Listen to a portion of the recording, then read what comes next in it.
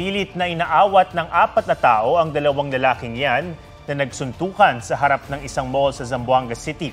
Sa gitna ng gulo, isa pang lalaki ang nanakot sa mga tao gamit ang bolo. Sinipa niya rin ang isang barikada at nanuntok ng gwardya. Maya-maya, binigay niya ang bolo sa kanyang kasama na siya namang sunod na nanakot.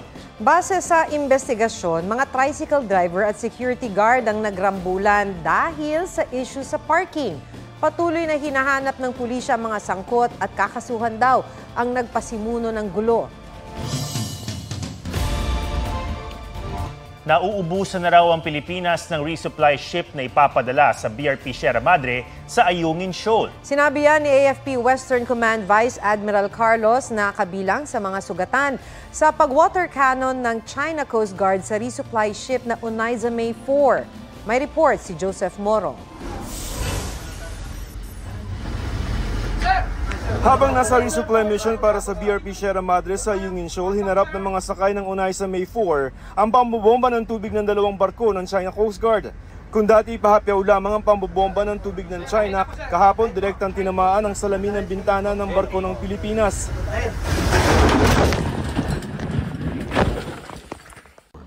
Nasugatan sa nabasag na salamin ng 4 na tauhan ng Onaiza May 4. Nasugatan din sa kamay si AFP Western Command Chief Vice Admiral Alberto Carlos na sakay mismo ng winotter cannon na barko. Sa drone shot ng PCG, kitang-kita ang pagtama ng tubig sa ating barko.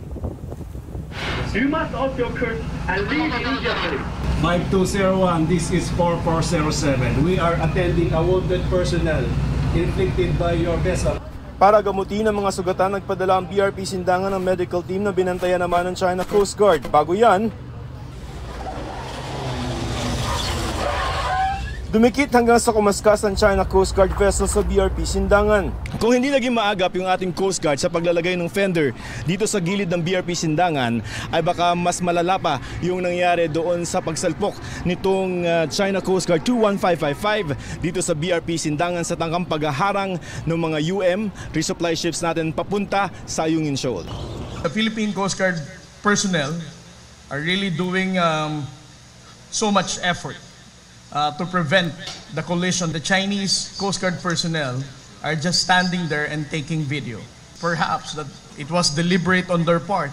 Nakalusot naman ang Onaiza May 1 at nakapag-supply sa BRP Sierra Madre. Ineskorta naman ang BRP Gregorio del Pilar ang Onaiza May 4 at BRP Sindangan pabalik ng Palawan. Wala naman ako napansin na intention to sink, just to disable. Kasi ang target nila is the bridge and the smokestack para maano yung engine natin.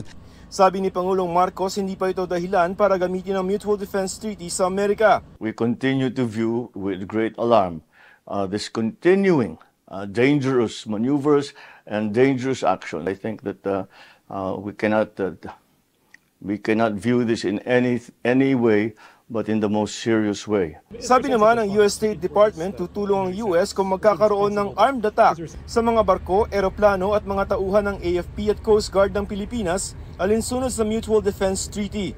Pero kung may tuturing bang armed attack ang pang-water cannon ng China, I'm not going to speculate or get out ahead of any discussions in this regard. Sabi ng tagapagsalita ng Chinese Foreign Ministry na si Mao Ning, Pilipinas ang muling sumira sa anilay pangako nito sa China at Pilipinas daw ang gumagawa ng gulo. Ayon naman sa DFA, wala raw kasunduan na pinasok ang Pilipinas sa China tungkol sa Ayungin. The Philippines has not entered into any agreement. I repeat, the Philippines has not entered into any agreement abandoning its sovereign rights and jurisdiction over its EEZ and continental shelf, including in the vicinity of the Ayungin Shoal. That has not been supported by any shred of credible evidence, sirang plaka. Paulit-ulit. Joseph Morong nagbabalita para sa GMA Integrated News. Nabulabog ang mga netizens sa iba't ibang bansa nang biglang ma-log out ang kanilang account sa Facebook at iba pang social media platforms ng Meta. Ang paliwanag ng kumpanya sa report ni June Veneracion. Attendance check. Nakapag-log in na ba ang lahat? Pasado alas 11 kagabi kasi. Kusang na-log out ang maraming account sa Facebook at nang subukan ng ilan na mag-log in nang hingi ang app ng code. Hindi lang pala Facebook app ang nagkaroon ng global outage. Maging ang ilang apps ng Meta tulad ng Instagram at Messenger. Samantala ring di nabuksan. Ilang user ang kinabahan. Sa isip ko na baka nahack nga. So, ang ginawa ko, ayun po, nagpalit po ako ng password agad. May ilang muntik ng mapurnadang meetup. Tinintay ko na lang po mag-up yung server bago po ako makapag-chat ulit. Tapos matanong kung saan kami magkikita, ganun. Pati ang ilang negosyo na gumagamit ng social media para sa promotion, naapektuhan. Wala yung promotion namin for our shop kasi nga down yung stream. Sayang kasi yung kumbaga ilang hours ng kumbaga sa inyo sa network, yung airtime. Pasado 1:00 ng madaling araw, na-access na ulit ng mga Meta user ang kanila account. Sa notification ng ilang user, nakalagay na may ilan daw na nag-attempt na mag-login pero pinigilan doon ng Facebook. Ang web monitoring site na Down Detector nakatanggap daw ng halos 150,000 na reports ng problema sa FB dito sa Pilipinas. Di pa kasama ang sa Instagram at Messenger. Naranasan din ang Meta outage sa ibang bansa. Walang opisyal na bilang ng mga naapektuhang account. Base sa datos ng Data Reportal Digital 2024, number 1 ang Facebook sa mga platform sa Pilipinas na may 86.75 million users. Sinundan niya ng Messenger na nasa halos 60 million users. Ayon sa isang sociologist, mahalaga sa mga Pilipino ang connectivity, kaya ang massive outage sa Facebook ikinatakot ng maraming Pinoy netizen. Understandable siya sapagkat maraming parte ng ating buhay ngayon ang nakatali na sa social media. Sabi ko nga sir, hindi lang communication, digital footprints, and livelihood are now tied into social media. Humingi ng paumanhin ng Meta, pero hindi malinaw kung ano ang naging problema. Ayon sa spokesperson ng Meta, nagkaroon ng technical issue, bagay na agad naman daw nilang naresolba. Sinubukan naming kunin ang komento ng Department of Information and Communications Technology at PNP Anti-Cybercrime Group, pero wala pa silang sagot. June Veneracion nagbabalita para sa GMA Integrated News. Gusto ni Senator Robin Padilla na pigilan si Senator Risa Ontiveros sa pagpapaaresto kay Pastor Apollo Kibuloy. Kinumpirma ni Senate President Juan Miguel Zubiri na kinausap siya ni Padilla at sinabing kakalap siya ng pirma sa mga kapwa-senador sa loob ng 7 araw. Sabi ni Zubiri, hihintayin muna niya ang desisyon ng komite ni Ontiveros bago siya magkomento. Si Senator Amy Marcos sinabing magtutulungan sila ni Padilla para mabaligtad ang pag-contempt kay Kibuloy. Nasa korte na raw kasi ang kaso ni Kibuloy pero iniimbestigahan pa rin ito ng Senado at Kamara. Si Ontiveros ang chairperson ng Senate Committee on Women, Children, Family Relations and Gender Equality na nagsasagawa ng pagdinig sa mga reklamo laban kay Kibuloy. Wala pang pahayag sina Padilla at Ontiveros tungkol dito.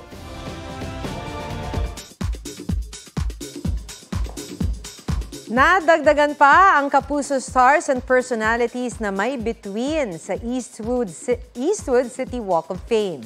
Kilalanin sila sa report ni Katati Bayan.